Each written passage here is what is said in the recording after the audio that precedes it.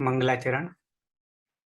अष्टाध्यायी जगन्माता यस्य चित्ता समुत्थिता वेदानाम उपकाराय तस्मै पाणिनये नमः। नमस्कार, સર્વેનું સ્વાગત છે। આપણે સંજ્ઞાઓ જોઈ રહ્યા છીએ, એટલે કે નામકરણ જોઈ રહ્યા છીએ। એ સંજ્ઞાઓમાં છેલ્લે સંહિતા સંજ્ઞા, સ્થાની, આદેશ, નિમિત્ત, આગમ, આ બધી વસ્તુને આપણે જોઈ રહ્યા હતા। એમાં છેલ્લે આપણે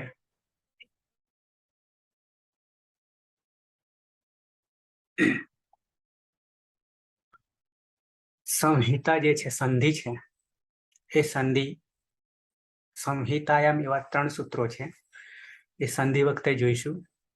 પણ શરૂઆતમાં એનું નામકરણ કર્યું છે। પરહ સન્નિકર્ષ સંહિતા, એકદમ નજીક નજીક સાનિધ્યમાં જોડાઈ જાય છે, અડધી માત્રા પણ ગેપ નહીં રહે, એને સંહિતા કહે છે। એ આપણે જોઈ ગયા। સ્થાની, આદેશ ને નિમિત્ત એ પણ જોઈ ગયા છીએ। સ્થાની મૂળ અવસ્થામાં રહેલ, આદેશ એ મૂળ વર્ણને હટાવીને જે બેસે છે એ, અને એના માટે નિમિત્ત કોણ બને છે તો એને કહીશું નિમિત્ત। એ પણ આપણે જોઈ ગયા। આગમ મિત્રવત છે, આદેશ શત્રુવત છે। આગમ પણ જોઈ ગયા, જેમાં 2 સૂત્રો છે, આદ્યંતૌ ટકિતૌ અને મિદચો અંત્યાત પરહ। આદ્યંતૌ ટકિતૌમાં આદિ અને અંતની વાત છે। ટની સંજ્ઞા થતી હોય તો આદિમાં બેસે, કની સંજ્ઞા થતી હોય તો પાછળ બેસે, અને મની સંજ્ઞા થતી હોય તો મિદચો અંત્યાત પરહ, તો અચ પછી બેસે। એ પણ આપણે વસ્તુ જોઈ ગયા। મિત, અચ, અંત્યાત પરહ, પરે હોને પર, પરમાં હોવું, આટલી જ વાત છે। લોપ સંજ્ઞા જોઈ ગયા, અદર્શનમ લોપ, અને લોપ માટે કુલ 4 શબ્દો છે। એક લોપ છે, એ પછી એક સૂત્ર આપ્યું છે, લુક શ્લુ લુપઃ। લુક શ્લુ લુપ, લુક એટલે પણ લોપ, શ્લુ એટલે પણ લોપ, લુપ એટલે લોપ, અને લોપ એટલે પણ લોપ। આ રીતે 4 સમગ્ર અષ્ટાધ્યાયીમાં શબ્દો જોવા મળશે લોપના। પણ ક્યારે શું મૂકવાથી કોનો કોનો લોપ થાય છે એ મહત્વનું છે।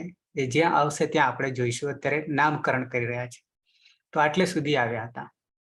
હવે આવીએ છીએ, સંજ્ઞા એવી છે 92 નંબર, અન્યતરસ્યામ, વા અને વિભાષા, આ 3 વસ્તુ એક સાથે લીધી છે। ત્રણેયનો અર્થ એક સરખો છે, ત્રણેયનો અર્થ એક સરખો છે અહીંયા। તો શું કહે છે કે અન્યતરસ્યામ એ વિકલ્પે, અન્યતરસ્યામનો અર્થ કરીશું વિકલ્પે। વિકલ્પે એટલે અથવા, વિકલ્પે એટલે 2 વસ્તુ લઈ શકાય, જે મુખ્ય હોય તે, અને એના સિવાય બીજી પણ વસ્તુ વિકલ્પે આવતી હોય તો એને પણ લઈ શકાય। જેમ કે આપણી પાસે ઉપુ ઉપદમાન્યા નામ, એ એક અર્ધ વિસર્ગ છે પ અને ફ માટે। જેવા પ અને ફ બોલવા જઈએ છીએ ત્યારે એની પહેલા અડધો હ બોલાઈ જાય છે આપોઆપ, તો એને મૂકવા માટે 2 ચિહ્નો આવે છે, અડધા અડધા વિસર્ગ, તો એ વિકલ્પે આવે છે, નહીં તો વિસર્ગ જ લખાય છે।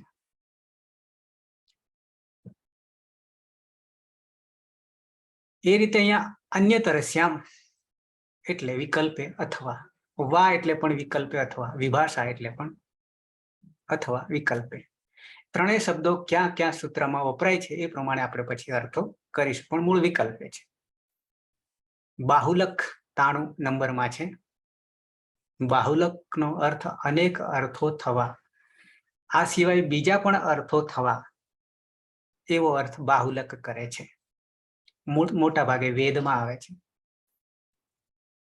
છંદસી શબ્દ છંદ છે, છંદ એટલે વેદ જ, છંદમાં કરીને બાહુલક આવશે।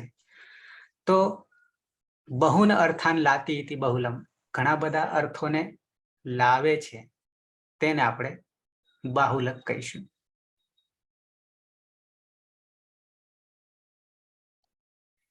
તો અહીંયા કેવા કેવા અર્થો લાવે છે એ થોડીક માહિતી એક કારિકામાં આપી દીધી છે. ક્વચિત પ્રવૃત્તિ, ક્વચિત અપ્રવૃત્તિ, ક્વચિત પ્રવૃત્તિ, ક્વચિત અપ્રવૃત્તિ, ક્યાંક પ્રવૃત્તિ ક્યાંક પ્રવૃત્તિ નહીં કરી, ક્વચિત વિભાષા અથવામાં, ક્વચિત અન્ય દેવ કે કોઈ બીજો જ અર્થ, વિધેહે વિધાનમ, વિધિના વિધાનમાં, બહુધા સમીક્ષા, ઘણી રીતે સમીક્ષા કરવામાં આવે. અહીંયા 4 રીતે છે. ચતુર્વિધમ બાહુલકમ વદંતી, 4 રીતે જુદા જુદા અર્થો કરવામાં આવે છે. આટલી જ વાત છે. મોટા ભાગે વેદમાં આવશે. ખાલી અહીંયા બાહુલક એટલે શું એટલું જ આપણે જાણીશું. આ વસ્તુ 94માં છે એ ખૂબ મહત્વની છે. એ રસ્તો ખોલવાનું કામ કરે છે અને એવી રીતે ખોલવાનું કામ કરે છે કે મોટા ભાગે અર્થ ત્યાં છુપાયેલો હોય છે. ક્યાં? તો કે અનુવૃત્તિમાં. અનુવૃત્તિમાં કોઈ પણ સૂત્ર સમજતા પહેલા, અષ્ટાધ્યાયમાં કોઈ પણ સૂત્ર આવે તો એ સૂત્રનો અર્થ કરતા પહેલા અનુવૃત્તિમાં કોણ છે એ સૌથી પહેલા જોવું પડે અને એ અનુવૃત્તિને સાથે લેવાનું છે અને પછી અર્થ કરવાનો છે. જેમ કે ઈત સંજ્ઞામાં આપણે આવીશું આના પછી તરત જ, ત્યારે ઈતકરણનું પહેલું સૂત્ર આવશે ઉપદેશે અજનુનાસિક ઈથ. ઉપદેશે અજનુનાસિક ઈથ. ઉપદેશે અજ અનુનાસિક ઈથ. આવું એક સૂત્ર છે. એના પછીનું તરત સૂત્ર આવે છે હલંત્યમ. હલ અંત્યમ આવું સૂત્ર આવે છે. હવે અનુવૃત્તિની વાત કરીએ તો હલંત્યમ સૂત્ર જે છે, હલ અંત્યમ, તો એ સૂત્ર તો એટલું જ કહે છે કે હલ એટલે વ્યંજન. હથી માંડીને 5મા સૂત્રમાં માહેશ્વર સૂત્ર 5મો હયવરટ, એમાં હ આદિ અંત્યને સહેતા તરીકે પ્રત્યાહાર બનાવીએ છીએ. ત્યારે હ થી માંડીને લ સુધી જઈએ 14મા સૂત્રના અંત સુધી તો હલ થઈ જાય છે, હલંત્યમ. ગેલેક્સી A51, તમારું સ્પીકર બંધ કરજો. ઓકે, તો હલંત્યમ નો અર્થ તો એટલો જ થાય છે કે હલ અંત્યમ, પણ શું કરવાનું એનો અર્થ ત્યાં તરત જ પ્રગટ થતો નથી, એ સૂત્રમાં પ્રગટ થતો નથી. તો આપણે જોવાનું શું થાય છે તો કે અનુવૃત્તિ જોવાની થાય છે. એ અનુવૃત્તિ ઉપરના સૂત્રોમાંથી ઉતરી આવે છે. તો ઉપરના સૂત્રોમાંથી કેટલા પદોનો સમાવેશ કરવો છે જે તે સૂત્રને સમજવા માટે, તો એ અનુવૃત્તિ સાથે લઈશું તો એનો અર્થ સમજાશે. તો એના માટે આ અનુવૃત્તિ ખૂબ જ જરૂરી છે. તો ધારો કે હલંત્યમ સૂત્ર સમજવું હોય તો ઉપરનું સૂત્ર ઉપદેશે અજનુનાસિક ઈથ હતું, એમાંથી ઉપદેશે પદ નીચે લેવાનું છે, હલંત્યમમાં ઉમેરવાનું છે અને છેલ્લી ઈત પદ છે એ પણ લેવાનું છે. તો હલંત્યમ સાથે જોડી દઈએ તો ઉપદેશે હલંત્યમ ઈથ, આટલું આખું સૂત્ર થઈ જશે અનુવૃત્તિ સાથેનું. ત્યારે આપણને ખબર પડશે કે ઉપદેશ અવસ્થામાં હલ અંત્યમ, અંતે હલ હોય તો એની ઈત સંજ્ઞા થાય છે. આવી રીતે અનુવૃત્તિને ગ્રહણ કરીશું તો આપણને અર્થ મળશે. આ અનુવૃત્તિની મેથડ પદ્ધતિ જે છે એ લાઘવતા લાવવા માટે છે. સાથે સાથે લાઘવતામાં વારંવાર લખવું ના પડે. જેમ કે 3જો અધ્યાય છે અષ્ટાધ્યાયનો, તો એમાં પહેલું જ સૂત્ર છે પ્રત્યય. આવું સૂત્ર છે, એક જ પદ છે પ્રત્યય. પહેલું સૂત્ર આવું છે. બીજું સૂત્ર તરત જ પરશ્ચ. ત્રીજું સૂત્ર છે આદિ ઉદાત્તશ્ચ. આવા એક એક પદને લઈને સૂત્રો આવે છે. તો હવે ધારો કે આ 3 સૂત્રો એવા છે, અધિકારના સૂત્રો છે. 6 પ્રકારના સૂત્રો આવે છે, પછી તરત આવે છે. તો એમાં પ્રત્યય જે છે એ 3જો અધ્યાયમાં શરૂઆત થાય છે પ્રત્યયોનો, ચોથો 5મો આ 3 અધ્યાય પ્રત્યયોનો છે. તો એ પાંચમા અધ્યાયનું ચોથા પાદનું છેલ્લું સૂત્ર એટલે કે પાંચમા અધ્યાયનું છેલ્લું સૂત્ર ચાલશે ત્યાં સુધીમાં લગભગ 300 ઉપર સૂત્રો છે. તો એ બધા જ સૂત્રોમાં પ્રત્યય અનુવૃત્તિ તરીકે લેવાનું છે, ગ્રહણ કરવાનું છે, તો એનો અર્થ પ્રગટ થશે. તો આટલું મોટું કામ અનુવૃત્તિ કરી રહે છે. કયા પદને લેવાનું જે તે સૂત્રમાં એ કામ અનુવૃત્તિ જોવાથી ખબર પડે. અષ્ટાધ્યાયી પછી સિદ્ધાંત કૌમુદી હોય, લઘુ સિદ્ધાંત કૌમુદી હોય કે આવા બધા જે ગ્રંથો પાછળથી પ્રગટ થયા કે નીકળ્યા, લખ્યા, તો એમાં અનુવૃત્તિનું ધ્યાન નહીં રાખ્યું જે તે જગ્યાએ, અને અનુવૃત્તિનું ધ્યાન ન રાખવાને કારણે ગોખવા છતાં અર્થનો ખ્યાલ નથી આવતો. એટલે આપણે મૂળ વ્યાકરણ અષ્ટાધ્યાયી તરફ આવીએ તો આ બધી પરિસ્થિતિ આપણને ના નડે. કેમ? તો કે અનુવૃત્તિ સાથે જાય છે. તો એ અનુવૃત્તિ ખૂબ મહત્વની છે. તો અહીંયા અનુવૃત્તિ એટલે ઉપરથી કેટલા પદોને સ્વીકારવાના છે જે તે સૂત્રનો અર્થ કરવા માટે, આટલી જ વાત છે અનુવૃત્તિ. અહીંયા આ જ ઉદાહરણ મેં તમને કહ્યું એ જ અહીંયા આપ્યું છે. જેમ કે ઉપદેશે અજનુનાસિક ઈત, આ ઈતકરણનું પહેલું સૂત્ર છે. ઈતકરણ એટલે શું એ તમે હવે સમજી ગયા છો. એતિ ઇતિ ગચ્છતિ, જે પાછળથી જતા રહેવાના છે તે એતિ ઇતિ ગચ્છતિ, આવો અર્થ આપણે કરીએ છીએ. એતિ ઇતિ ગચ્છતિ, એતિ એટલે ધાતુ છે, પાછું એમાં જવાનો અર્થ સમાયેલો છે. હવે ઉપદેશે અજનુનાસિક ઈત અને પછી તરત જ એના પછીનું નેક્સ્ટ હલંત્યમ સૂત્ર આવે છે. મેં તમને કહ્યું તેમ પછી ન વિભક્તૌ તુષ્માહા શહ પ્રત્યયસ્ય આદિરી ટુડવ ચૂટુ લશકવ તદ્ધિતે, આ 6 સૂત્રો મુખ્ય સૂત્ર છે. આવા બધા સૂત્રો આવે છે. તો એ બધા જ સૂત્રોમાં ઉપદેશે અનુવૃત્તિ તરીકે આ ઉપદેશે પહેલો જ બેઠો છે અને ઈત અંતે બેઠો છે. એ બે પદો બધા જ સૂત્રોમાં લેવાના છે અને એ બધા લઈશું એને આપણે અનુવૃત્તિ કહીશું. એને આપણે અનુવૃત્તિ કહીશું. ઉપરથી ઉપરના સૂત્રોમાંથી ગ્રહણ કરવાનું છે, સમજવાનું છે અને એ સાથે લઈને ચાલવાનું છે. રિપીટ નહીં કરતા. પાણીની 3978 સૂત્રો જે છે એમાં એક પણ પદને રિપીટ નહીં કરવું. આવી જાય અને આ રીતે અનુવૃત્તિમાં મૂકી દેવાનું. આ સરળ પદ્ધતિ મેથડ બનાવી દીધી છે. સંસ્કૃત જગતમાં આવો ગ્રંથ અનુવૃત્તિ વાળો કે આવી મેથડ વાળો એકેય ગ્રંથ આજ દિન સુધી અષ્ટાધ્યાયી સિવાય નથી. આ એક જ છે જેમાં ખૂબ લાઘવતા રાખી છે. તો અનુવૃત્તિનો ખ્યાલ આવી ગયો હશે.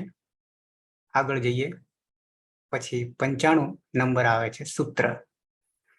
સૂત્રના જુદા જુદા 3-4 અર્થો છે, પણ એ બધાનો એક જ અર્થ નીકળે છે સૂત્ર. સંક્ષિપ્તમાં ઘણું બધું આવી જાય, ઘણું બધું કહી દેવાય, એને સૂત્ર કહેવાય છે. અને એ સૂત્રમાં અહીંયા એક વ્યાખ્યા દેખાય છે, અલ્પાક્ષરમ અસંદિગ્ધમ સારવદ વિશ્વતો મુખમ. આવી વ્યાખ્યા દેખાય છે. અસ્તોભમ અનવદ્યમ ચ સૂત્રમ સૂત્રવિદો વિદુઃ. આવી એક વ્યાખ્યા તમને અહીંયા દેખાય છે. એ વ્યાખ્યા પ્રમાણે જોઈએ તો અલ્પાક્ષરમ કે સ્વલ્પાક્ષરમ, અલ્પ અક્ષર જે સૂત્રો છે, જેમ કે ઉપદેશે અજનુનાસિક ઈત, હલંત્યમ, ન વિભક્તો તુષ્મા, સહ પ્રત્યયસ્ય, આ બધા સૂત્રો છે. એક વર્ણનું પણ સૂત્ર આવે છે. તો આ બધા 14 માહેશ્વર સૂત્રો છે. અય ઊણ રૂલુક એવો અંગાયો છ અટકણ, આ બધા જે છે આ બધા સૂત્રો છે.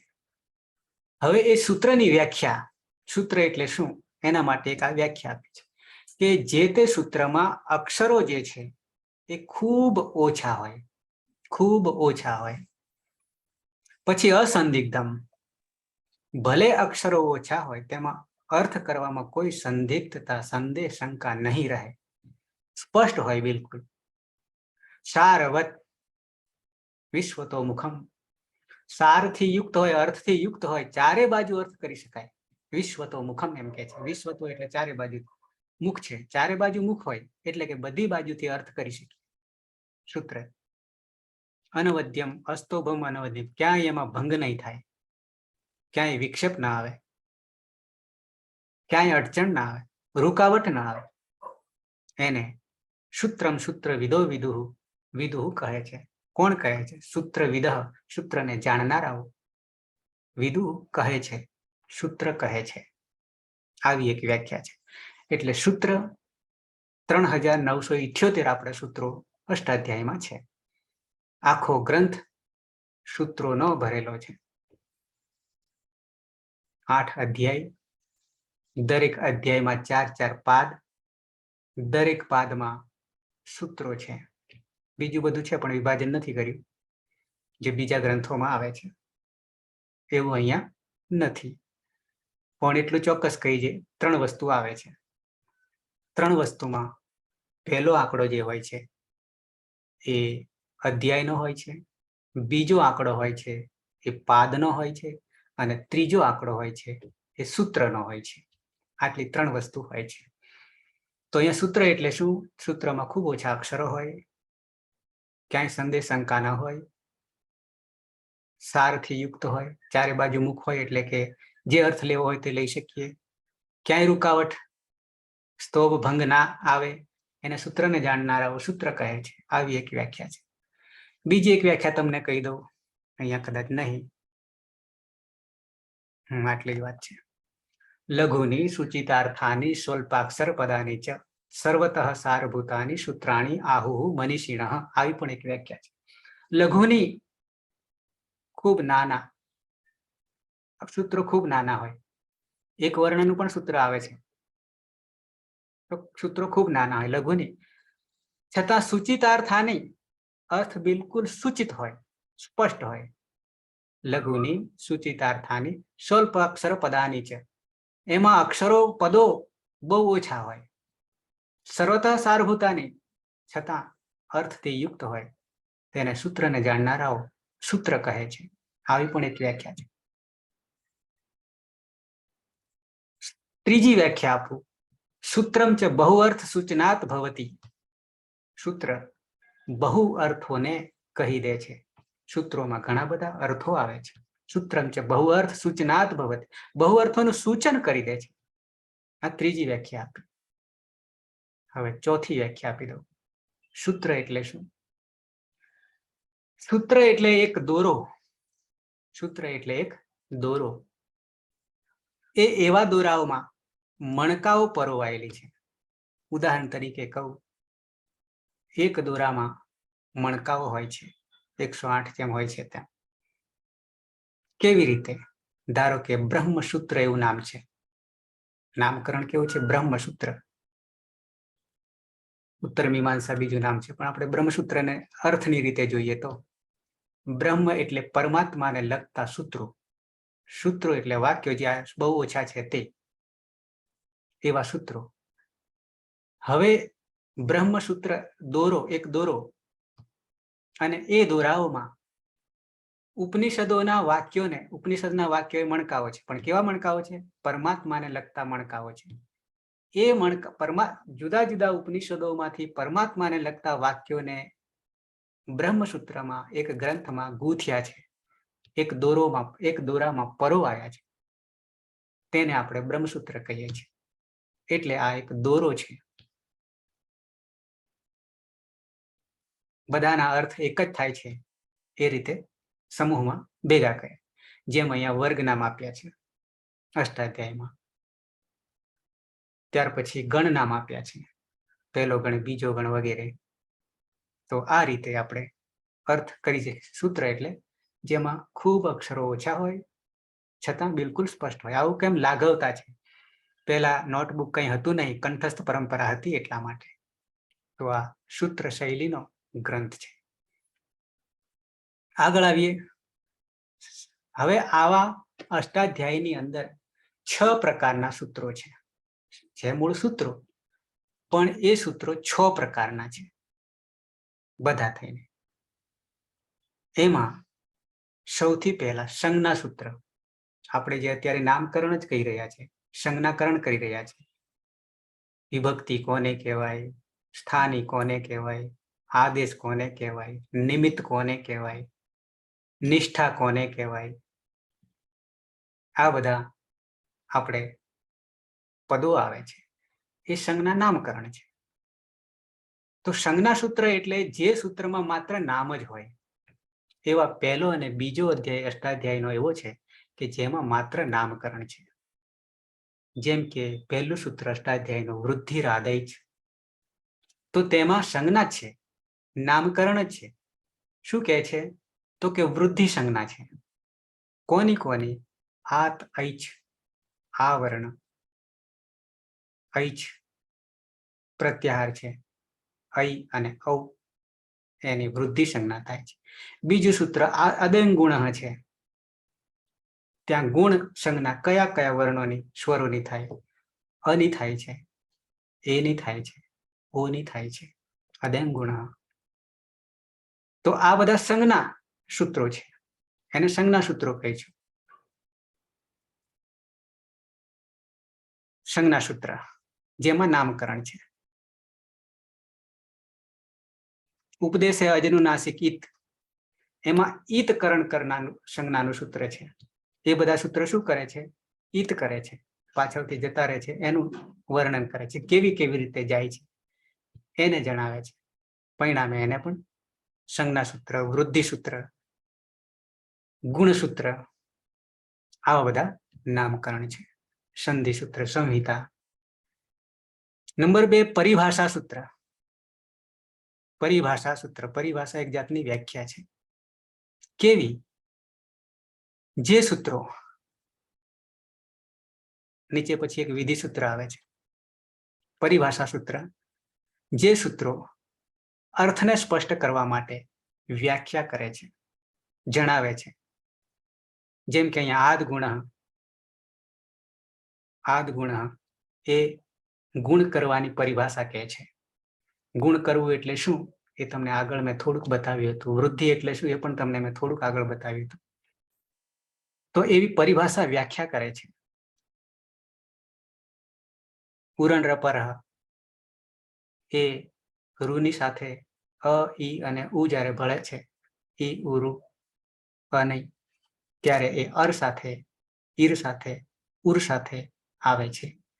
તો આવી પરિભાષા એની વ્યાખ્યા કરે છે, એને આપણે પરિભાષા કહીશું.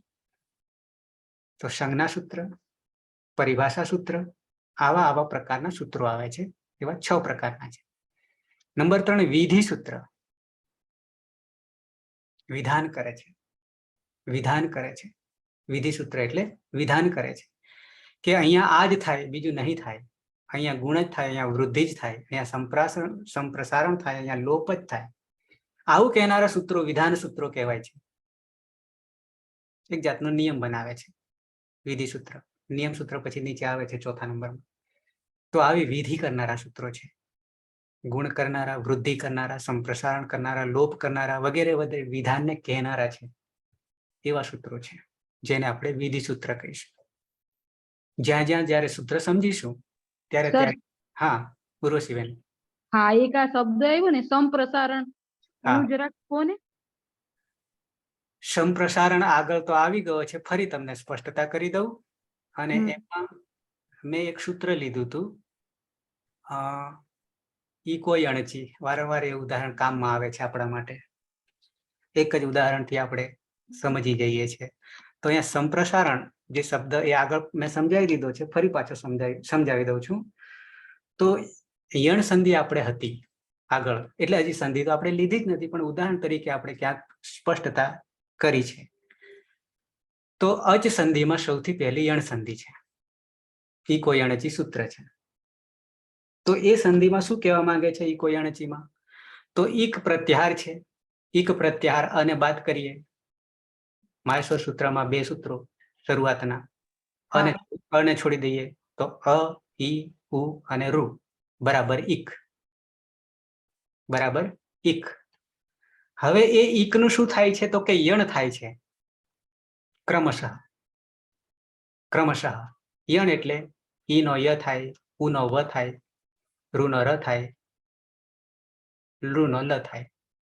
આવું યણ સંધિમાં આવે છે. કેમ આવે છે? તો કે અચપરમાં હોવાને કારણે, અચી. હવે ત્યાં જે આપણે સંધિ કરી હતી, હવે જે ત્યાં ઈક હતું એનું આપણે યણ કર્યું ને, હવે ઊંધું કરી નાખીએ, એનું ઊંધું કરી નાખીએ. ઈક યણ આવું સૂત્ર આગળ આવ્યું હતું. ઊંધું કરી નાખીએ એટલે કે જે યણ છે ને યવરલ, એને ઈકમાં ફેરવી નાખીએ. ઈકને યણમાં ફેરવ્યા, ઈકને યણમાં ફેરવ્યા, અને હવે યણને પાછા જૈસે થઈ કરી દઈએ. એટલે કે જે ઈનો ય થયો હતો એ યને પાછો ઉ કરી દઈએ. યનો ઉ કરી દઈએ. ઈક ને યણ કર્યો ને, ઈ બરાબર ય, ઉને વ કર્યો. તો હવે એ જે ય થયો, યણમાં રહેલો ય જે છે યવરલ, યને પાછો ઈમાં ફેરવી દઈએ. બરાબર. જૈસે થે આખી ઊંધી વિધિ પાછી જે હતી એવી રીતના. હા, એ વિધિને ઊંધી કરી દઈએ. એટલે ઊંધી કરવાની ત્યાં તો નહીં જ આવે, બીજે આવશે. હા, બરાબર. પણ આ મેં સમજાવવા માટે તમને કહી રહ્યો છું. તો એનું નામકરણ થયું સંપ્રસારણ.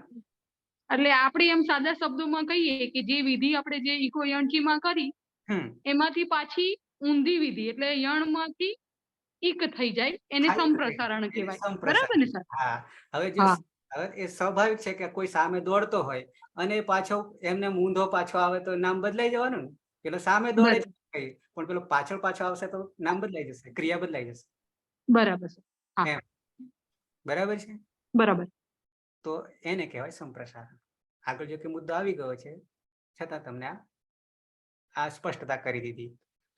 ઓકે, આ બધું જ આવવાનું છે, આપણે સૂત્રોમાં જ સમજવાનું છે. જે જે સૂત્ર આવશે ને, તો સૌથી પહેલા કયા પ્રકારનું સૂત્ર છે એ જ જાણીશું. તો વિધિ સૂત્ર, નિયમ સૂત્ર તરફ આવીએ. વિધિ સૂત્ર વિધાન કરે છે કે આનું આમ જ કરો, આ જ થાય, એવું વિધાન કરે છે. નિયમ સૂત્ર એ નિયમ કહે છે, નિયમ કહે છે. જેમ કે યણ સંધિ આપણે ઈકો યણચીમાં શું નિયમ આવ્યો? તો કે ઈક નો યણ કરો. કેમ કરો? તો કે પરમાં અચ હોવાને કારણે. આ નિયમ થઈ ગયો. તો નિયમ સૂત્ર કોઈ કારણથી આખી વિધિનું વિધાન ને બદલી નાખે. ઘણીવાર કોઈ નિયમ આવતો હોય તો એ નિયમને કહેવા માટે નિયમ સૂત્ર છે. અધિકાર સૂત્ર, અધિકાર સૂત્ર ખૂબ મોટી જગ્યા રોકી રહ્યો છે. અહીંયા ઉદાહરણ પણ એકાદ બે આપ્યા છે. અધિકાર એટલે શું? સૂત્રો તો બધા સૂત્રો જ છે, આગળ મેં અર્થ પણ કર્યો 4 રીતે. પણ અધિકાર એટલે શું? અષ્ટાધ્યાયમાં બધા જ સૂત્રો અધિકારની અંદર આવેલા છે. અધિકારની અંદર આવેલા છે. કેવી રીતે? તો જેમ કે સંહિતાયામ આવું એક સૂત્ર છે, સંધિનું સૂત્ર છે. પણ એ સંહિતાયામ એકવાર કહી દીધું તો આખી અષ્ટાધ્યાયમાં 3 વાર એકનું એક સૂત્ર આવે છે. સંહિતાયામ, સંહિતાયામ, સંહિતાયામ, આવું 3 વાર રિપીટ થાય છે જુદી જુદી જગ્યાએ. સૂત્ર નંબર બદલાઈ જાય છે, છતાં સૂત્ર નામકરણ એક જ છે. એવું બહુલમ છંદસી 12 વાર આવે છે. બહુલમ છંદસી 12 વાર આવે છે. કોઈ પદ અડધી માત્રા પણ ફેર નહીં, છતાં ક્રમ જુદા જુદા છે. નામકરણ એનું એ છે. પ્રત્યય ત્રીજા અધ્યાયમાં પહેલું સૂત્ર છે. તો એ પ્રત્યય નો અધિકાર છેક 5મા અધ્યાયના અંત સુધી ચાલે છે. એટલે હવે અધિકાર એટલે શું? તો ધારો કે આપણા ગામમાં કોનો અધિકાર છે? તો કે સરપંચનો અધિકાર છે. એનાથી આગળ જઈએ, તાલુકામાં જઈએ તો ત્યાં કોનો અધિકાર છે? જિલ્લામાં જઈએ તો અધિકાર બદલાઈ જાય છે, પદ બદલાઈ જાય છે. રાજ્યમાં જઈએ તો ત્યાં અધિકાર કોનો છે? કોની સીમા છે?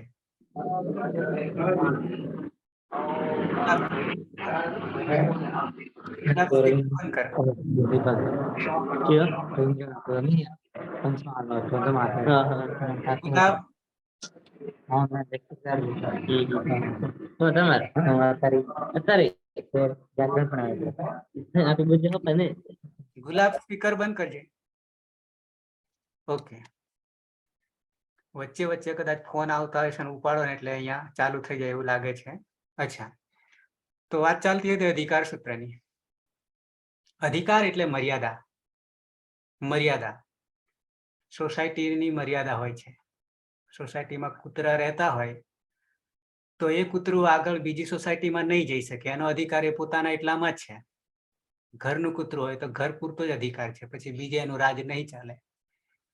એવી રીતે આપણા સૂત્રો જે તે વિષય હોય, જે તે પ્રકરણ હોય, એ પ્રકરણના સૂત્રોને એકી સાથે મૂકી દે છે ક્રમવાઇઝ. જેમ કે ઈતકરણના સૂત્રો આવશે, ઈતનો અધિકાર આવશે. એક ઉદાહરણ તરીકે એવા 9 સૂત્રો છે, યા 8 છે કે 7 છે મુખ્ય, તો એ બધા એકી સાથે મૂકી દીધા છે. બધામાં ઈતનો અધિકાર છે.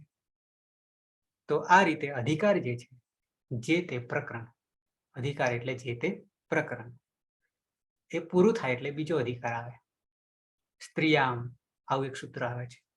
ત્યાં એ સ્ત્રીયામ જ્યાં સુધી પૂરું થશે ત્યાં સુધી સ્ત્રીનો અધિકાર છે, એટલે કે સ્ત્રી પ્રત્યેનો અધિકાર છે. આવી રીતે અધિકાર આવશે. એટલે અધિકરણ એટલે એક પ્રકરણ. આવા અનેક અધિકારો છે, અનેક પ્રકરણો છે અષ્ટાધ્યાયમાં. સંધિનું પ્રકરણ, સંધિમાં પાછા પેટા પ્રકાર, અચ સંધિ વગેરે વગેરે, હલ સંધિ, વિસર્ગ સંધિ, આવી રીતે જુદા જુદા અધિકારો છે. પ્રત્યયોનો અધિકાર. આગળ જે અધિકારનો અહીંયા એક ઉદાહરણ આપ્યું છે, ધાતો હો 3:1:91 આવું કહ્યું છે.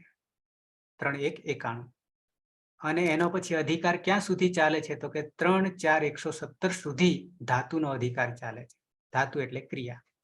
હવે આ ધાતો હો એકવાર કહી દીધું પછી છેક 3:4:117 સુધી સૂત્રો ચાલ્યા કરશે. એ બધામાં ધાતુના અનુસંધાનમાં જ સૂત્રો આવશે. તો એમાં અધિકાર કોનો છે? ધાતુનો અધિકાર છે, એવું કેવું છે. એ જ રીતે તદ્ધિતા છે 4:1:77. તદ્ધિતમાં અધિકાર આ કહી દીધો કે હવે પછીના સૂત્રો તદ્ધિત ન શરૂ થશે. 275 તદ્ધિત પ્રત્યયો છે, તો એ પછીના જ્યાં સુધી પૂરા નહીં થાય ત્યાં સુધી અધિકાર તદ્ધિત. પણ એક વાર કહી દેવું, પહેલા જ કહી દેવાનું કે આ કોનો અધિકાર અહીંયા છે તો કે ધાતુનો, તદ્ધિતનો વગેરે વગેરે. એને આપણે અધિકાર સૂત્રો કહીશું. અને છેલ્લે અતિદેશ સૂત્ર. આ અતિદેશ સૂત્ર બહુ જ બળવાન છે, ખૂબ બળવાન છે. ના કરવાનું કરી નાખે એટલી શક્તિ આ અતિદેશ સૂત્રમાં છે. તો અતિદેશ એટલે શું? તો અહીંયા એકાદ ઉદાહરણ આપ્યું છે. પુત્ર ન હોય છતાં કોઈ બીજાના પુત્રને ખોળે લેવું અને એને આપણે પુત્રવત ગણવું, તો એ અતિદેશ થયો. તો એ અતિદેશ થયો. નથી છતાં ગણવું, એને અતિદેશ સૂત્ર કહીશું. બીજું ઉદાહરણ આપો. મંદિરોમાં મૂર્તિઓ હોય છે. મંદિરોમાં પ્રાણ પ્રતિષ્ઠા કરે છે મૂર્તિઓનું. મૂર્તિઓ જુદા જુદા ધાતુઓની હોય છે. પછી એમાં પ્રાણ પ્રતિષ્ઠા કરીને પછી પૂજા અર્ચન બધું કરવામાં આવે છે, વંદન સેવન જે કંઈ 8 પ્રકારની વિધિ. તો એને આપણે શું કરીએ છીએ તો કે એ જે કઈ મૂર્તિ છે કે જે કંઈ છે આધાર સ્થાન તરીકે, તો એને આપણે જે તે ભગવાન કરીને માની બેસીએ છીએ, અતિદેશ કરીએ છીએ, માની લઈએ છીએ. તો આ થયો અતિદેશ. લગ્ન વિધિ વગેરે કરતા હોય, ગણપતિ સ્થાપના કરવી છે, ગણપતિનું પૂજન કરવું છે, ત્યાં સોપારી હોય છે અને સોપારીને ગણપતિ માનીને પૂજા કરવાની છે. તો સોપારીને ગણપતિ માનવો એ પણ અતિદેશ થયો. તો આવી રીતે અહીંયા અતિદેશ સૂત્રમાં જે નથી છતાં થઈ જાય છે અને એ જ અર્થ પછી કરવાનો છે, એને આપણે કહીશું અતિદેશ. એને કહીશું અતિદેશ. આ અતિદેશ ઘણી જગ્યા આવશે, ખૂબ જ બળવાન છે. એ ન કરવાનું કરી નાખે છે. પિત્ત અપિત્ત આવા વિભાજન આવે છે. પદ ઈત સંજ્ઞા થાય તે પિત્ત. જ્યાં પદ ઈત સંજ્ઞા નહીં થાય તો એ જો અતિદેશનું સૂત્ર કે ના અહીંયા પિત્ત જ કરવાનું કે અહીંયા અપિત્ત જ કરવાનું, તો આપણે કરવું જ પડે. તો એ થયો અતિદેશ. તો આ રીતે 6 પ્રકારના સૂત્રો છે. સંજ્ઞા સૂત્ર, પરિભાષા સૂત્ર, વિધિ સૂત્ર, નિયમ સૂત્ર, અધિકાર સૂત્ર અને છેલ્લે અતિદેશ સૂત્ર. આવા 6 પ્રકારના સૂત્રો આવેલા છે. એ 6 માંથી કોઈ એક પ્રકાર સૂત્રમાં પ્રગટ થશે. તો સૂત્રોના 6 પ્રકાર જોયા.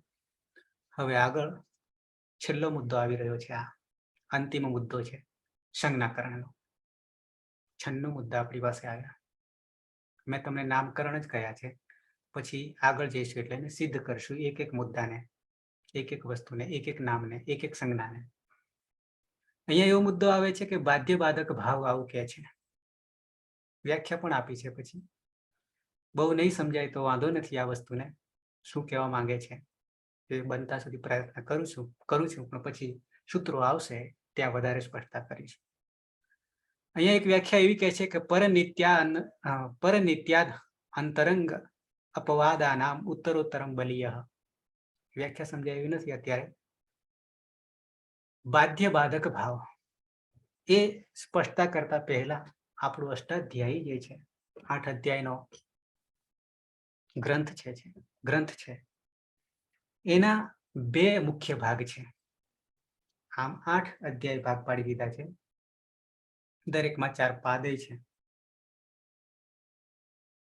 છતાં એ 8 અધ્યાયમાં મુખ્ય 2 ભાગ પાડ્યા છે. અને એ 2 ભાગમાં વહેંચણી એવી કરી છે. આ બાધ્ય બાધક ભાવ સમજાવવા માટે તમને કહી રહ્યો છું, જે લાગુ પડે છે ઓલરેડી. 8 અધ્યાયમાં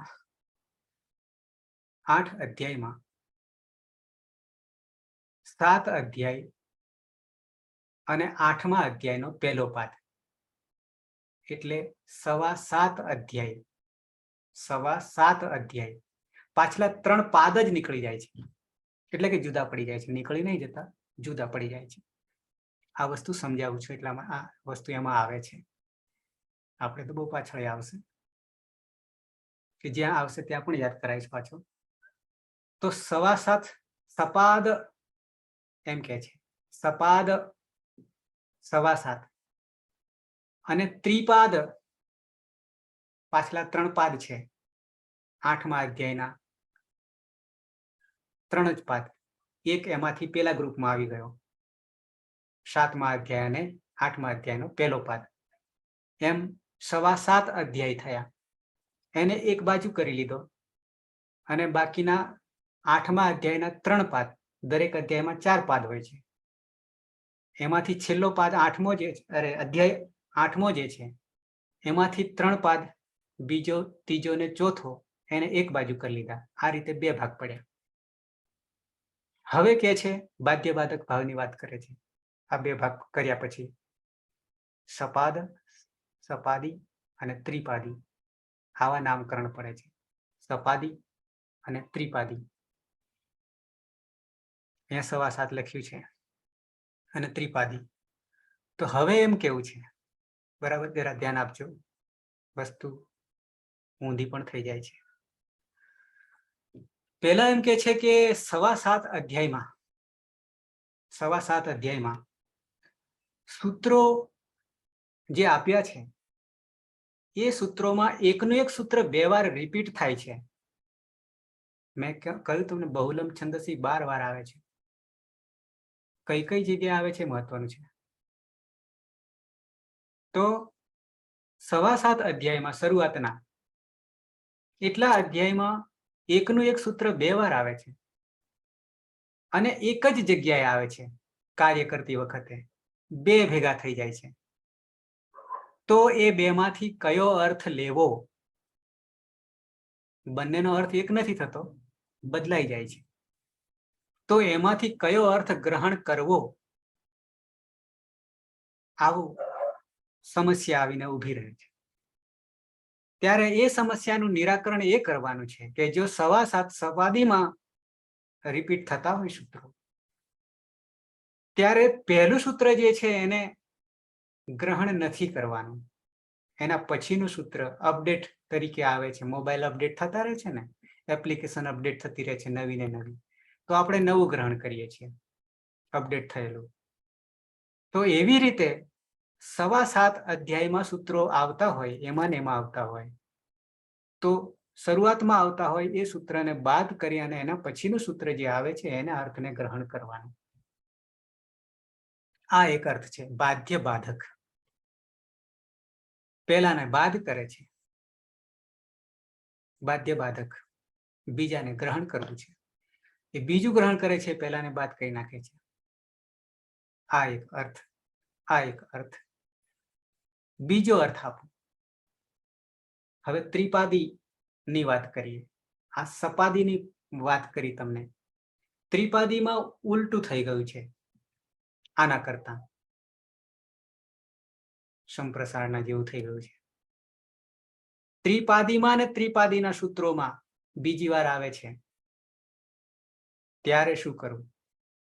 ત્યારે શું કરવું? તો કે છે પાછલા સૂત્રને નહીં, પણ આગલું ત્રિપાદીમાં જ આગલું પહેલું સૂત્ર રહેલું છે એને ગ્રહણ કરો. ઊંધું થઈ ગયું. પેલામાં સપાદીમાં પાછલા સૂત્રને અર્થને લો, ત્રિપાદીમાં આગલા સૂત્રને અર્થ લો. આ બે વાત આવી. આ બે વાત આવી. એનાથી આગળ જઈએ. હજી આગળ જઈએ. હવે એક કાર્ય સપાદીનું કાર્ય સૂત્ર કરે છે અને એક ત્રિપાદીનું સૂત્ર કાર્ય કરે છે. આવા બે ભેગા થયા. આવા બે ભેગા થયા. ત્રીજો રસ્તો. ત્યારે એવું કે છે કે સપાદી અને ત્રિપાદી, સપાદીના અનુસંધાનમાં ત્રિપાદી એ કાંઈ જ નથી, તો ત્રિપાદીને નહીં અનુસરવાનું. સપાદીમાં જે છે બરાબર છે એ જ અર્થ ગ્રહણ કરવાનું, ત્રિપાદીનો નહીં કરવાનો. એટલે કે ત્રિપાદી એના માટે કંઈ નથી. આ ત્રીજો અર્થ આપ્યો. એ પછી બીજા 3 નિયમો આ જ પ્રકરણમાં આવે છે. આ 3 વસ્તુ મેં તમને બતાવ્યો. તારે ના સમજાય તો વાંધો નથી, આવશે ત્યારે આપણે સમજાશે. લેશું અર્થો. પૂર્વસૂત્ર, પરસૂત્ર, બલી. પૂર્વસૂત્ર આગળના સૂત્ર કરતા પછીનું સૂત્ર બળવાન હોય, પણ એ બળવાન માત્ર સપાદીમાં છે. પછી વિપ્રતિષેધે પરમ કાર્યમ, સપાદ, સપ્તાધાયી અને ત્રિપાદી એ બંનેમાં સપાદી બળવાન છે. આ ઉદાહરણો આપ્યા છે પણ અત્યારે હું નથી લેતો, જાણવાની જરૂર નથી અત્યારે, આવશે ત્યારે લઈશ. પછી પૂર્વત્ર સિદ્ધમ, સપાદી અને ત્રિપાદી બે ભેગા થાય ત્યારે અસિદ્ધ થઈ જાય છે ત્રિપાદી અને સિદ્ધ થાય છે પૂર્વ, એટલે કે સપાદી. એ વાત આવે છે. એ સિવાયના બીજા 3 અર્થો છે. કેટલાક વ્યાકરણકારો પોતે સ્વતંત્ર હોય છે તો એના પણ કેટલાક સૂત્રો આવે છે. પછી અહીંયાથી એક પરસૂત્ર થી નિત્ય સૂત્ર બલી. હવે અહીંયા એવું કહે છે કે કોઈ સૂત્રો હોય અને એમાં એક સૂત્ર જેમ કે કોઈ નિયમનું આવી ગયું, કોઈ વિધાનનું આવી ગયું, કે જેમ અતિદેશ સૂત્ર આવી ગયું, તો એ અતિદેશને માનવું પડે. ગમે એટલું સૂત્ર બળવાન હોય પણ અતિદેશ આવીને જો ત્યાં પડે, ઉભો રહે, તો અતિદેશને, યાની અહીંયા નિત્ય સૂત્રની વાત છે, કે જે નિત્ય સૂત્ર હોય એને માનવું પડે, પરસૂત્રને નહીં. આવું આવે છે. ચર્ચા ઉદાહરણ નથી લેતા. પછી નિત્ય સૂત્ર હોય એનાથી પાછું બળવાન બીજું સૂત્ર હોય છે. નિત્ય સૂત્ર હોય અને એનાથી અંતરંગ સૂત્ર વધારે બળવાન છે, એમ કે છે. અને આજે છેલ્લો એક મુદ્દો આવશે. અંતરંગ સૂત્રથી અપવાદ સૂત્ર વધારે બળવાન છે. અપવાદ પણ હોય છે અતિદેશની જેમ. તો આ અહીંયા આ રીતે પૂરું થાય છે. શરૂઆતમાં 3 ને બીજા 3, 6 અર્થ બાધ્ય બાધકના હોય છે, પણ એ અત્યારે જરૂર નથી આપણા માટે. આ છેલ્લો મુદ્દો હતો. અને અંતે અંગ કાર્ય અને વર્ણ કાર્ય, ત્યાંથી આપણું સંજ્ઞા પ્રકરણ પૂરું થશે. અંગ કાર્ય કોને કહેવાય ને વર્ણ કાર્ય કોને કહેવાય?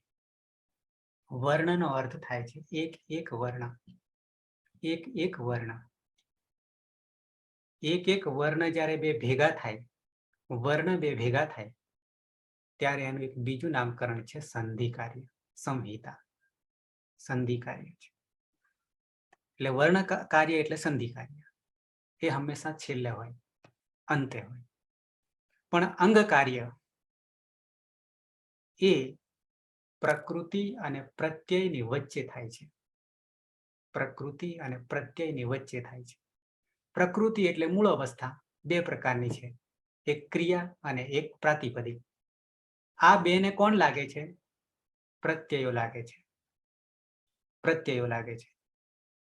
અને પ્રત્યય લાગ્યા પછી પ્રત્યયનું અંગ જે છે તે પ્રકૃતિ છે. આગળ મુદ્દો એક આવ્યો હતો આપણે. અને એ બંને ભેગા થતા જે કાર્ય થઈ રહ્યું છે એ અંગ કાર્ય થઈ રહ્યું છે. પ્રત્યય, પ્રકૃતિ અને પ્રત્યયને ભેગા કરીશું ત્યારે અંગ થશે. અને એ અંગ કેવા પ્રકારનું છે? અદંત અંગ છે, અનદંત અંગ છે, અજાદી છે કે હલાદી છે? અંતે કોણ આવીને બેઠું છે અંગમાં? આગળમાં કોણ આવીને બેઠું છે અંગમાં? આવું નિર્ણય કરવાનો આવશે. તો આ થઈ અંગ કાર્ય. અને એ અંગ કાર્યમાં ક્યાંક ગુણ થશે, ક્યાંક વૃદ્ધિ થશે, અને વર્ણ કાર્યમાં સંધિ થશે. આવું બંને વચ્ચે કાર્યનું અંતર છે, અંગ કાર્ય અને વર્ણ કાર્ય વચ્ચે. અંગ કાર્ય જ્યારે આવે છે ત્યારે નીતિ નિયમોથી યુક્ત હોય છે અને વર્ણ કાર્યમાં સંધિના નિયમો લાગુ પડે છે. આ બંનેમાં તફાવત છે. એટલી જ વાત આવે છે કે જ્યારે પ્રકૃતિ અને પ્રત્યય લાગે છે ત્યારે અંગ કાર્ય કરવાનું થશે, અને એ બે કાર્ય પૂરા થશે અને જોડવાનું કામ થશે પછી ત્યારે વર્ણ કાર્ય લાગુ પડશે. અંતે વર્ણ કાર્ય આવશે એટલે કે સંધિ આવશે. આવી રીતે આપણે નિરાકરણ કરવાનું, કાર્ય કરવાનું થશે. તો અહીંયા આપણું નામકરણનું પ્રકરણ, સંજ્ઞા પ્રકરણ પૂર્ણ થાય છે. ખાલી મેં તમને સંજ્ઞા બતાવી, ઓળખ બતાવી છે, કાર્ય નથી કર્યું. કાર્ય હવે પછી કરવાનું આવશે. અને એ કાર્યમાં તમને પહેલું જ કાર્ય પ્રકરણ જે કામમાં આવવાનું છે એની ભૂમિકા તમને સહેજ કહી દઉં. સમય થોડો છે આપણી પાસે તો. અને એ કાર્ય છે, મારી પાસે એક બુક છે, પાણીની અષ્ટાધ્યાયી સહજ બોધ, એવી 6 ભાગમાં બુક છે. અને આ તમને ડિસ્પ્લે કરેલો છે, પહેલો ભાગ છે. એમાં પહેલું પ્રકરણ જે છે સંજ્ઞાનું છે, બીજું પ્રકરણ જે છે સંધિનું છે, અને ત્રીજું જે છે એ ધાતુને લાગનારા પ્રત્યયો અને ઇત સંજ્ઞા, આવું ત્રીજું પ્રકરણ છે. સંધિ આપણે ધીમે ધીમે એક એક ક્યારેક ક્યારેક કરતા રહીશું. જેમ આવશે તેમ. એક સાથે કરવાથી પાછું ભૂલી જવાશે, પણ જરૂર પડશે કરીશું એટલે તરત યાદ રહી જશે. આ બધામાં પાયામાં અષ્ટાધ્યાયીમાં પ્રવેશ કરતા સ્વજનોને જાણી લીધા, નામકરણ કરી દીધા કે આવા આવા સ્વજનો છે. હવે એ શું કાર્ય કરશે અને એ કાર્યમાં સૌથી પહેલું કાર્ય કયું કરવાનું છે? પહેલું પગથિયું ચડવાનું છે. આપણે હિમાલય શિખર પર છેક જવાનું છે, પણ સહેલાઈથી જવાનું છે. અઘરો પડે એના માટે આ હિમાલય છે, પણ એને હું બિલકુલ સરળતાથી, સહજતાથી સમજાવીશ, જેથી વગર સાહસે ચડી જઈશું આ અષ્ટાધ્યાયી હિમાલય પર. એ સૌથી પહેલા દ્વાર ખોલવાનો છે. એની ચાવીઓ આ ઈત સંજ્ઞા પ્રકરણમાં પડી છે. એ ચાવીઓ સૌથી પહેલા આપણે લઈ લેવાની છે. અને જે પ્રકારનું લોક છે, તાળું છે, એ પ્રમાણે આ ચાવીઓ આપણે લગાડવાની છે અને ગેટ ખોલી દેવાનો છે. અને એ ગેટ ખોલીને આગળ વધવાનું છે, જવાનું છે, અંદર જવાનું છે બીજા કાર્ય માટે. તો પહેલું કાર્ય દરવાજો ખોલવાનો છે અષ્ટાધ્યાયીનો. એના માટેની આ ચાવીઓ છે. કઈ ચાવીઓ? એનું નામ આપ્યું છે ઈત સંજ્ઞા કે ઈત પ્રકરણ. બીજું નામકરણ અનુબંધ પણ છે. બે સમાનાર્થી છે. બરાબર છે. આ ત્રીજું પ્રકરણ છે પ્રત્યય તમને અહીંયા નહીં બતાવું, એ પછી આવી છે એના પર. દુનિયામાં એક ક્રિયા છે અને એક નામ છે, સંજ્ઞા છે, પ્રાતિપદિક છે, એ અહીંયા વાત કરી છે. અને ક્રિયા છે એના માટે સૂત્ર નામકરણ આપી દીધું છે, ભૂવાદયો ધાતવ. એ આગળ મેં તમને ધાતુની વાત કરી હતી. ભૂ વગેરે ધાતુઓ છે 1930 ઔપદેશિક અવસ્થામાં, મૂળ અવસ્થામાં. એના માટે એક સૂત્રમાં ભૂ આદય આદિ 1930 એક સૂત્રમાં સમાઈ ગયા. આટલું લાઘવતા છે આપણી પાસે ગાગરમાં સાગર. ત્યાર પછી પ્રાતિપદિકની બે વ્યાખ્યા જોઈ હતી, જે નામની આવી હતી, અર્થવત, અધાતુ વગેરે.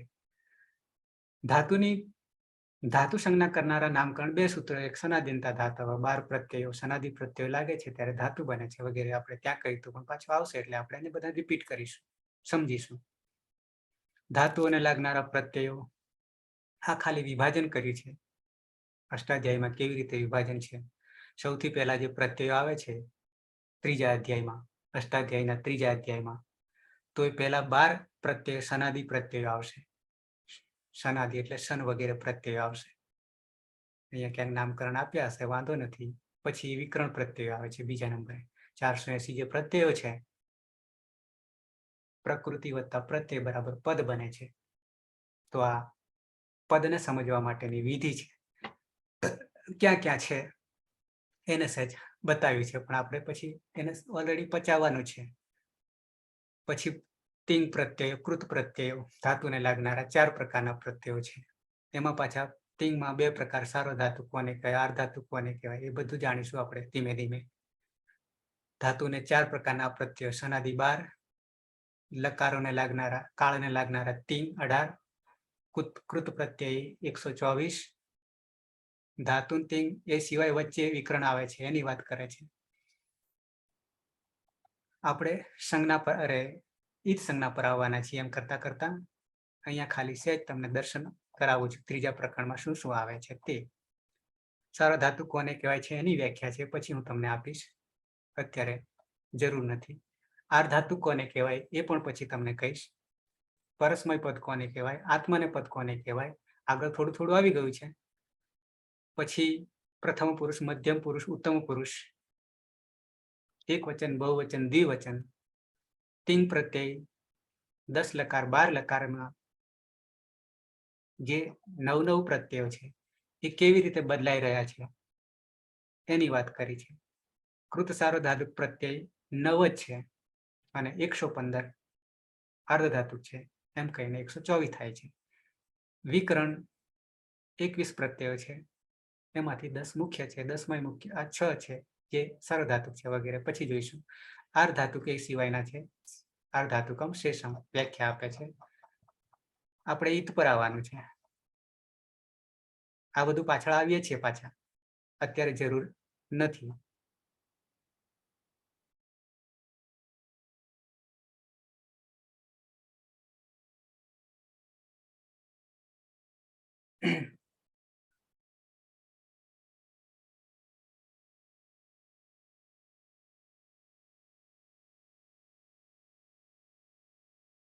અહીંયાથી આપણે શરૂઆત કરવાની છે. ખાસ ગેટ ખોલવા માટે, ગેટ પાસ લેવા માટેની શરૂઆત ઈતકરણથી થાય છે. કેવી રીતે? ઈત સંજ્ઞા પ્રકરણ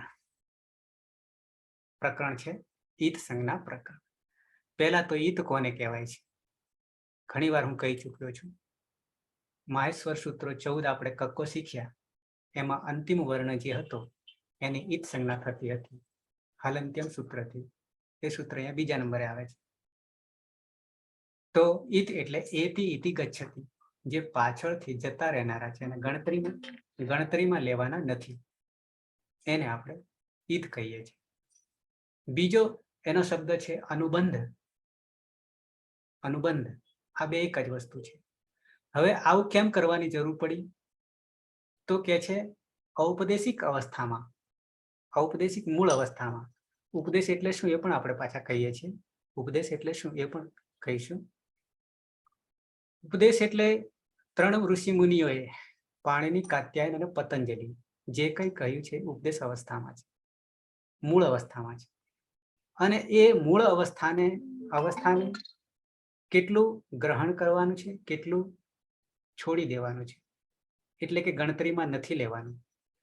અને એની પાછળ એ કારણ છે. હિત કર્યા પછી એ રસ્તો મળે છે આપણને, કે અંદર રસ્તાઓ ઘણા બધા છે. અષ્ટાધ્યાયમાં અટવાઈ જઈએ, રસ્તો નહીં મળે એવા રસ્તાઓ છે. એમાંથી આ જ રસ્તે જવાનું એવું કામ આ ઈતકરણ કરવાથી આપણને એ રસ્તો મળે છે. એ જો ના હોય તો આપણને રસ્તો નહીં મળે. એટલે સૌથી પહેલું કાર્ય ઈતકરણનું છે. ઔપદેશિક અવસ્થા, મૂળ અવસ્થા, જેમ કે 1930 ધાતુઓ છે, મૂળ ધાતુઓ. આપણું વ્યાકરણ જે છે 5 વિભાજન છે મુખ્ય. એમાં ધાતુ પાઠ છે, ગણ પાઠ છે, ઉણાદિ પાઠ છે, વાક્ય લિંગાનુશાસન છે, સૂત્ર પાઠ છે, વગેરે વગેરે. આવા 5 ભાગ છે.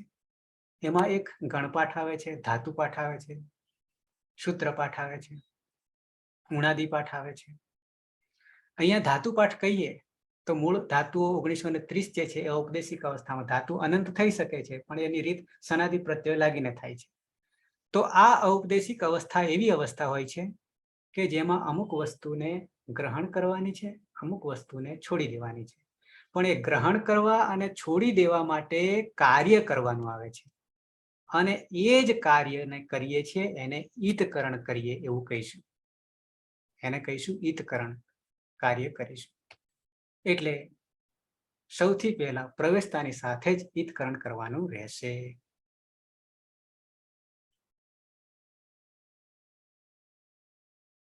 ધાતુ બે પ્રકારના, આદિદેશી કે અત્યારે પછી સમજીએ છીએ.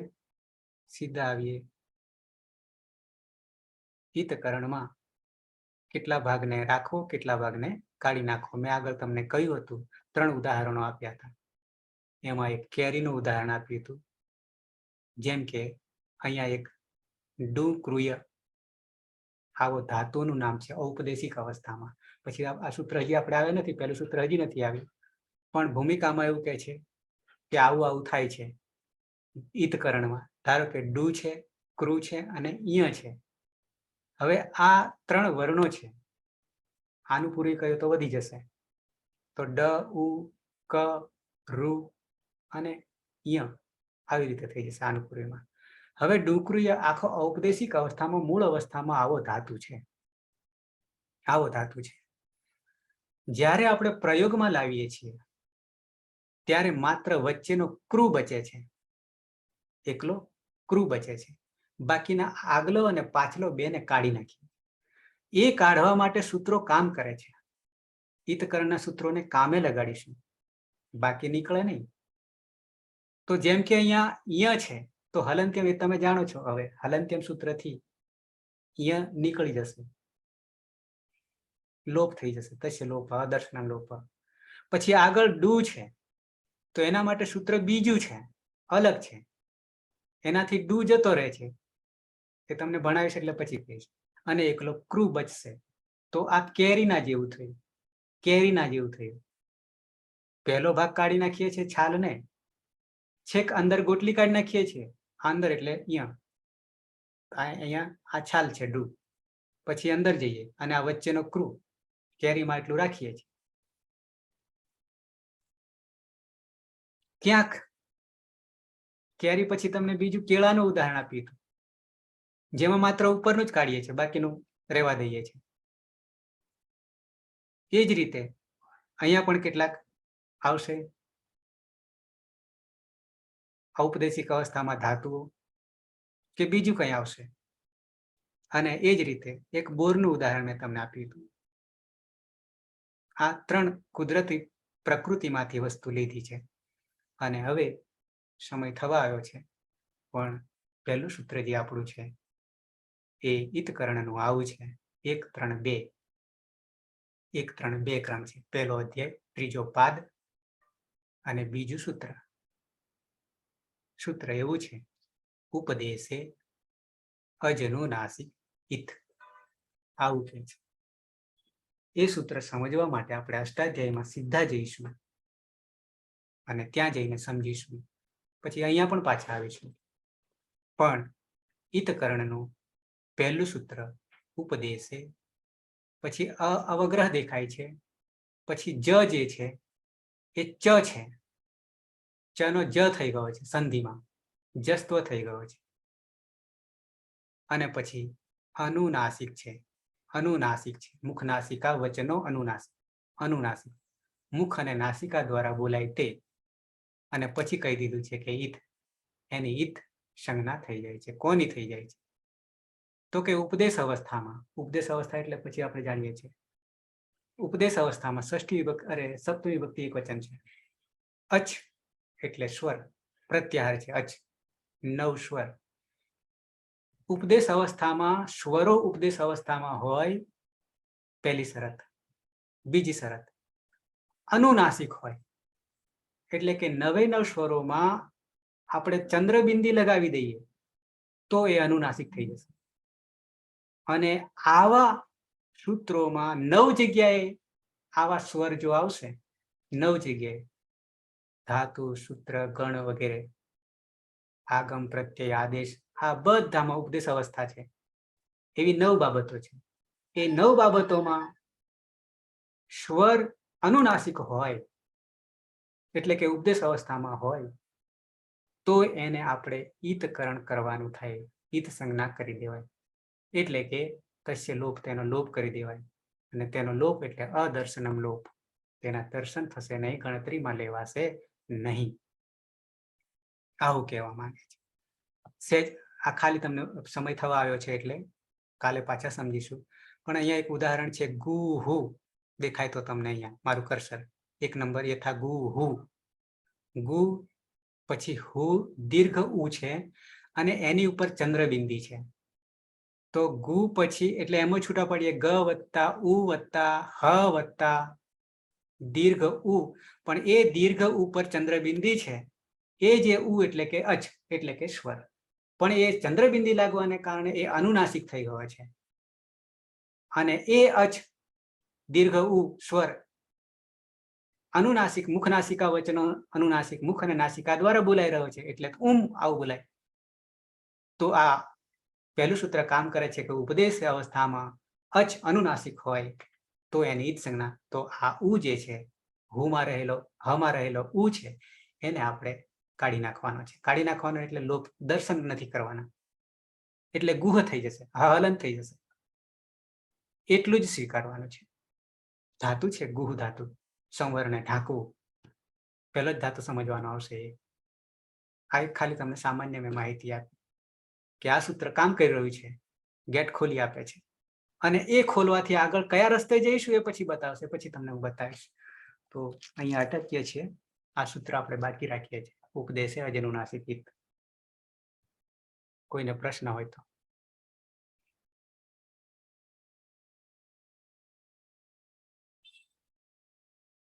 છે કોઈને પ્રશ્ન?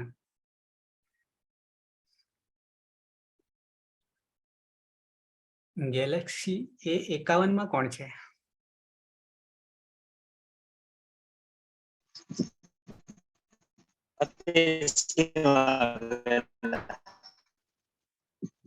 અવાજ કપાઈ રહ્યો છે. ફતેહસિંહ વાઘેલા. Okay okay. હવે જ્યારે કરો ત્યારે એ જગ્યાએ તમારું નામ લખવાનું આવશે. તમને નહીં ફાવે તો હું અહીંયાથી લખી દઈશ, બરાબર? મને ખબર પડે કે કોણ છે તે. તો આજે જોડાયા છે, સ્વાગત છે. એ બીજા છે કેશાભાઈ તરાલ છે, 2-3 નવા આવ્યા છે. પણ જે નવા મિત્રો આવે છે એમને ખાસ આ 11મું લેક્ચર છે, 11 કલાક છે. અને પાછલા લેક્ચર જે છે એ યુટ્યુબ પર અવેલેબલ છે 10, અને આ પણ અત્યારે થોડા સમય પછી અવેલેબલ થઈ જશે. એ જોવા પડશે સમજવા માટે. અને પછી લાઈવમાં તો આપણે સાથે ચાલીશું, હજી બહુ નથી ચાલી ગયું એટલા માટે. એટલે એ રીતે કાયમ માટે જોડાયેલા રહેજો, તો ખૂબ મજા આવશે જાણવાની, સમજવાની ને પચાવવાની. પરમાત્મા સુધી જવાનું છે આ કાર્ય કરતા કરતા, એટલે કે મોક્ષ સુધી પહોંચવાનું છે, એવું આ કાર્ય છે. એટલું આમાં મહત્વ છે. ઉર્વશીબેન હા સર. સમજાય છે? હા સમજાય છે. બરાબર. હા. તો સમય થવા આવ્યો વધારે, તો પૂર્ણાહુતિ કરીએ મંગલાચરણથી. કાલે પાછા 8 વાગે મળીશું. સદાશિવ સદારંભામ તથા પાણીની મધ્યમામ અસ્મદાચાર્ય પર્યંતામ વંદે ગુરુ પરંપરામ વંદે ગુરુ પરંપરામ વંદે ગુરુ પરંપરામ. શુભરાત્રિ. શુભરાત્રી સર. શુભરાત્રિ. શુભરાત્રિ સર. હા, શુભરાત્રિ.